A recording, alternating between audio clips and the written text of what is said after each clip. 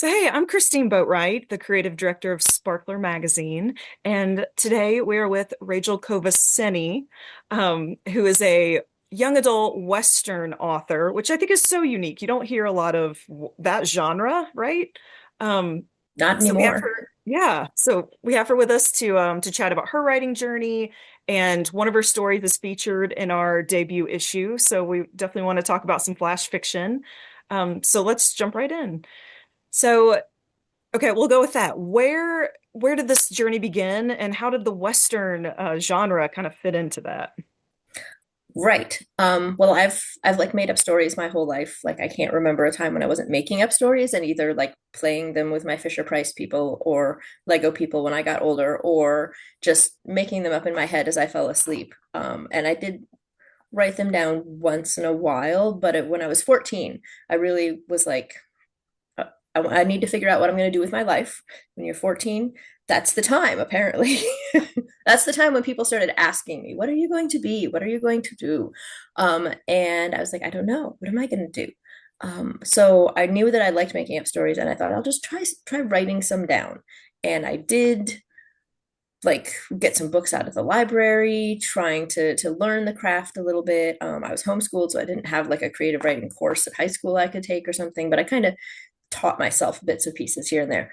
And I decided I would be a journalist. And I did some articles for our hometown newspaper and things like that when I was in high school, and went to college thinking journalism. Took a class where I had to interview strangers and said, not journalism, no journalism, not going to be my thing.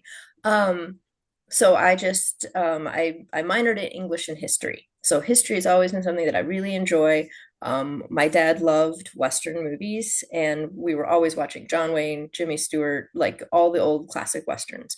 And that's a time period I'm really interested in learning about, and something that I feel very comfortable with because I did grow up watching lots and lots of like cowboy movies, cowboy TV shows.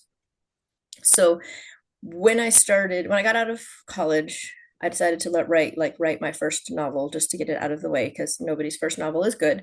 And um, unless you're, some sort of magnificent prodigy, there are a few people out there. But S.E. Hinton is rare and an anomaly, and most of us have to write a book or two or six or seven before we're ready to actually publish. So yeah, I just kept pursuing writing. And I didn't come back to Westerns till I had written five books set in the modern day. And then I had an idea out of the blue that was like a young adult Western. I have not published this book yet, but I want to go back and revise it because I think I could publish it. It was a young adult Western about twin brothers. And by like chapter two, I was like, I feel like I've come home. Like this is so comfortable, so exciting and comfortable at the same time. Like I feel like this is home. And I haven't written much but Western since then. It's just, yeah, I found my niche. Well, it's funny because I read a lot of Christian fiction, and there are established authors writing romances, right? Adult Right, romances in the right. Western. Historical fiction romance that are set in the Yeah, West. Yeah, yeah, yeah. but there's not much in the young adult. That's There's not much in the young why adult. it's such an adventurous time, you would It think. is. There's more middle grade, really, than young adult. There are Mhm. middle grade, like Christian fiction westerns and even secular fiction, but not a lot for I don't know. They think Okay, teenagers don't think it's exciting. I don't know. I'm not sure what's more exciting than like life or death stakes every day, right? so true. Kind of on your own, and Yeah, yeah. why do you stick with YA? Why are you writing for that audience? Partly because it's not there. So again, like you were saying, like there's not a lot of westerns for young adult, but also my editor, who has done most of the editing for my books, years ago, she suggested I try YA because I had been writing adult, and she's like, your storytelling style is very direct. It's very it's not flowery, it's not complicated. You're just like, there's a good story and I want to tell it, and when I'm done telling it, it's done. And she's like, I think that would suit YA really well. And you also, I remember my childhood and my teen years very clearly. So she's like, you can remember the feelings of being 14 or 15 or 16 or 17, and the frustrations, but also like the joys of suddenly realizing you're capable of something or whatever. So she's like, I really think you should try young adult. So I did, and discovered I do enjoy that. I write a little adult fiction, but mostly young adult. I like that. I like that. Okay, you've been doing this for a while, so do you have a good writing tip or what's some advice you'd like to share? Overall, find what you love to write and focus on that because if you're any good and you have any success at all, you're going to be writing it a lot. So write what you love, not what you think people want. Because if you love to write mysteries, but you're like, oh, fantasy is in right now, and you try to write fantasy and you get popular, you might be writing fantasy for 20 years and making good money at it or not, but you will might be miserable. Maybe you should have stuck with mysteries. So write what you love. It's a good tip. Yeah. For Um, shorter stuff, for writing flash fiction, it's good to think of it as like a snapshot. Don't think of it as a TV show episode or even a reel on Instagram or TikTok. Think of it as a snapshot because it's got to be one small string of moments. Just focus in on what is important about just that little one interaction with people or 5 minutes of time. Because if you try to tell a big story, you're going to run out of words or you're going to tell it like very broadly. So snapshots for flash fiction, just a little like a Polaroid. see that. My whenever I try to write flash fiction, my struggle is the ending, right? You want to wrap it up in a real snappy, catching kind of way. Do you go into it no like thinking of the ending or how do you manage? I mean, so I read a lot of short fiction. Short stories are, I love to write short stories. So that helps that I have a lot of practice. I've written probably 50, 60, 70. I don't even know anymore. Lots and lots. And I always, whether it's a book or a short story, anything, I need to know how it ends before I begin it, but I don't necessarily know the ending line. Like my last line or two of almost any project, the first time I write it, I'll just be like, I don't know how this ends. And then somebody says something smart or and then we have a nice ending here and just leave it like that because I can't, it's not until I go back and I revise it and I'm like, okay, what was like the point of this story, what is the message, or what, how did the main character grow, how did they change? Your last line is going to like be about that, then I can figure it out. As I say, your story and our issue, like it's heart-wrenching, right? Like it was, It makes me cry every time I read yeah, it. It does. Yeah. And, even though I know how things go for these guys, so I'm going to continue that story. I'm going to, in my author newsletter, I'm just going to share the next little bit and the next little bit over the next few months. But even then, oh, those little kids get to me. I know, I know.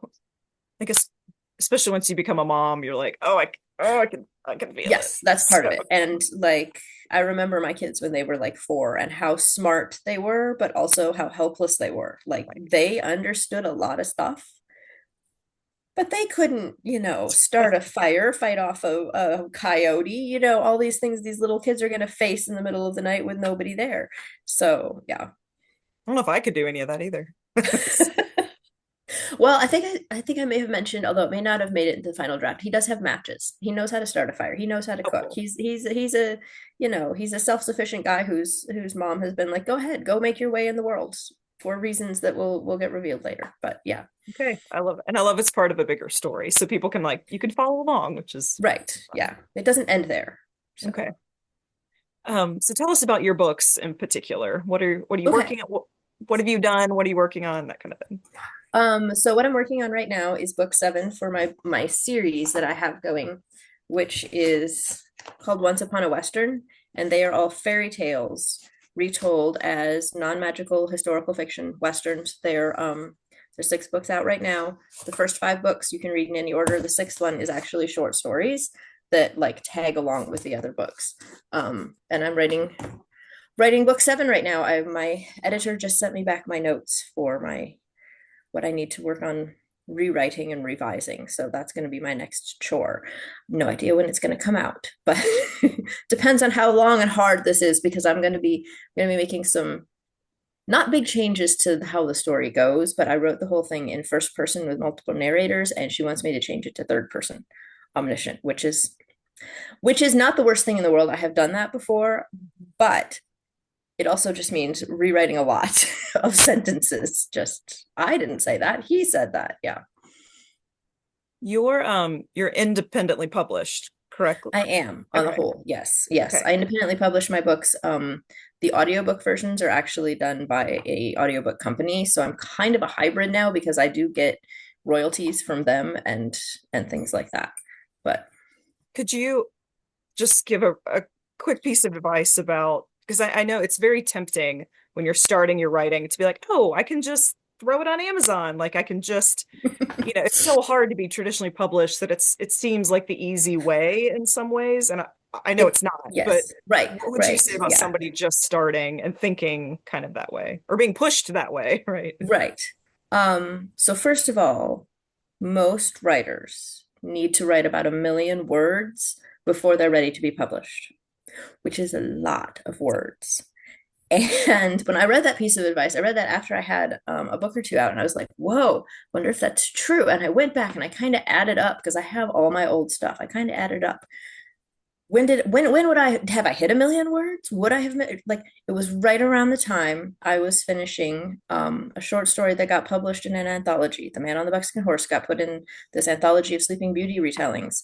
And that was like the jump start to my actually publishing things. And I'm like, oh my goodness, that was that. And I can remember like it clicked. I was like, I know what I'm doing. I can do this. I know what I'm doing. I can revise. I can do this. Like it really does take just an enormous amount of writing to be ready to really publish things. But if you want to pursue indie publishing, don't look at it as the easy way because you are going to have to learn how to do a lot of things like format a paperback and format an ebook and buy ISBNs or get the free ones from Amazon or get them through English, however you're going to be doing it. There's this whole business side to it. You're going to have to learn how to market. You're going to have to hire or learn how to do cover art.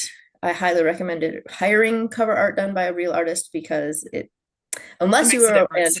right, unless you're an artist yourself who has had some kind of professional training in how to do a cover art. Like it's not just about slapping a pretty picture on there. There's a science behind it. Yeah. And a font. Yeah, Pick the right font. the fonts have to reflect your genre and your like there's so much business to it that it's not the easy way. It's however it is maybe the it feels emotionally easier because you're not facing the potential of rejection, right? You're not gonna query your story to agents or small presses or wherever you're going, and you're not going to get your rejection letters over and over going, Yeah. you know, no, this wasn't for us. No, this wasn't for us. So yeah, it seems easy. It's not necessarily easy. But and you have to don't try to edit your own books. I read a lot of indie books and I can tell who edited their own books, who did not, who had their mom edit their books or their sister or their best friend, and who had a professional editor edit their books. Like Mhm. it's not hard to tell if you're a discerning reader. So if you want to indie publish, it's fun. It's nice. I like the control. I like that I get to choose my cover art because I get to choose my cover artist and I get to, hire my own editor that I work well with. But it's, yeah, it's a lot of work. Yeah. And there are a I, lot of pitfalls that you have to avoid. Like, right. Right. yeah, And there's so many people doing it, right? So it's not like right. You can get you're an lost in the you shuffle pretty can get easily. Yeah. lost. Yeah. It's fair. Okay. Thank you. Thank you for sharing. I love having little tidbits of advice to kind of pass along or like, okay, Mhm. be patient, I think is one of the biggest ones. Be patient. Don't be like, well, I wrote my first book. I'm an author now. I'm an author. Yes, you are. But probably you are not ready to be sharing your words. Yeah. Yeah. Share it with your mom. Your mom would Share it love with to your read mom, it. share it with your grandma, share it with your Yeah. boyfriend or your, Yeah. your Yeah. cousins or whoever. Absolutely. And then figure out, what did I learn from this? What can I do better next time? And yeah. Yep. Hey, thanks for watching. Subscribe for more clean young adult content and check out sparklermagazine.com for our free quarterly clean young adult magazine.